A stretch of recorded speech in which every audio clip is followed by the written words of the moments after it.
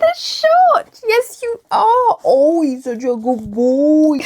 He's going mad now. Okay. Want to come up? Looks like we might be doing the video like this.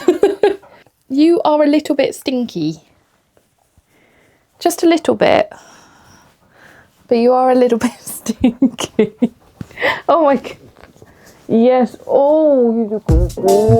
Yes, he is. He's very stinky. Today, I want to talk to you about the second prompt in the August Adventures series called Meadow/Rain.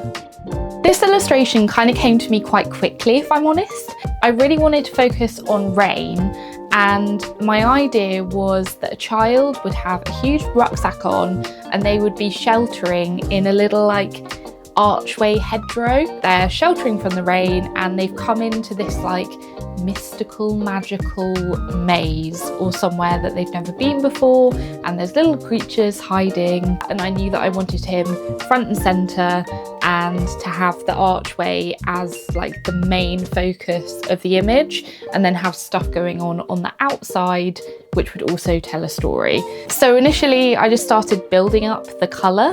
That's kind of what I usually do with my illustrations, but I built everything up to try and create the composition that I wanted. With this one as well, similarly to the last one, I wasn't entirely sure whether I was still on the theme of fairies, and I decided with my last one that I wasn't, and so I switched it out for this one as well.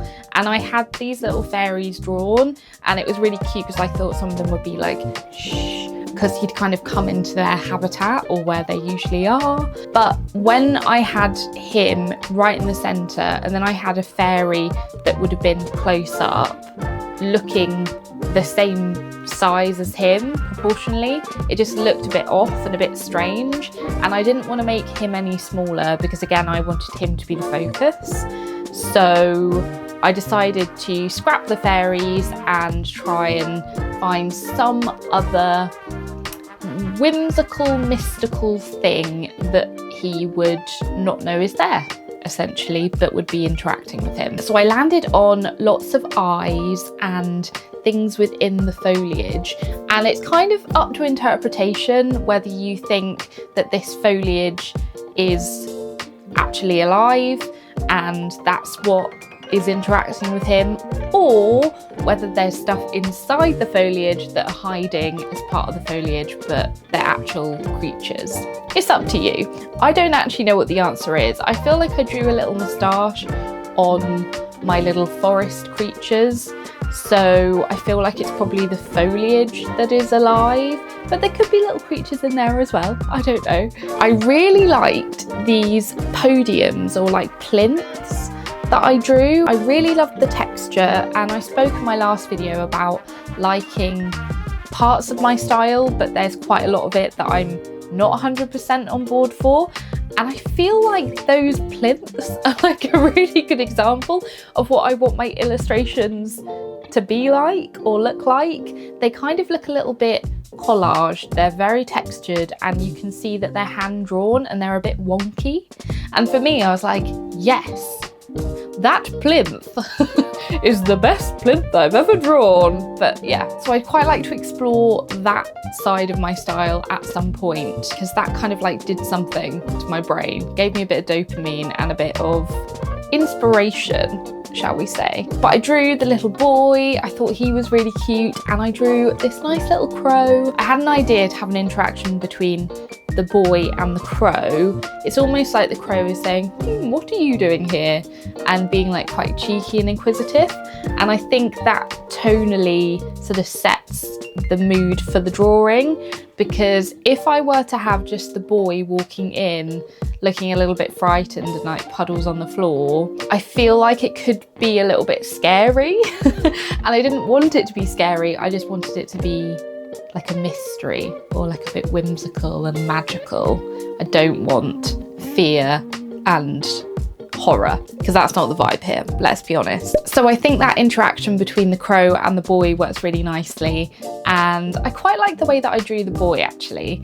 I think he has quite nice textural elements as well. I would quite like to make him look a little less digital, but again, we're exploring this at at the moment. It's not going to happen overnight, so I just need to hold off on that one and actually like just keep practicing and seeing what other faces I can do and like where is that sweet spot for me. A bit like with the plinths, eventually I'll do a face and I'll be like, yes, hallelujah, I've done it. So yeah, I'm super happy with this one. There's lots I'd change as normal, but I had fun doing it. I've never drawn anything like this before, so that was a big tick from me, but all in all, pretty happy.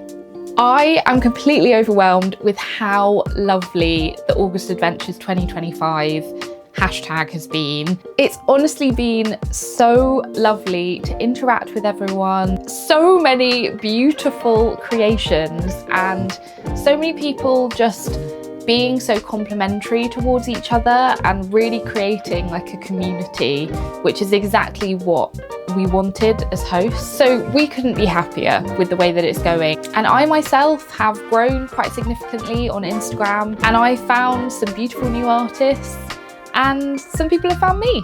So it's really exciting over there, and I'm just really enjoying doing all the prompts. It's super fun. I feel like it's like a little brain workout, which I'm enjoying. Don't forget to like and subscribe if you haven't already, and I will see you next week for the next prompt. Bye!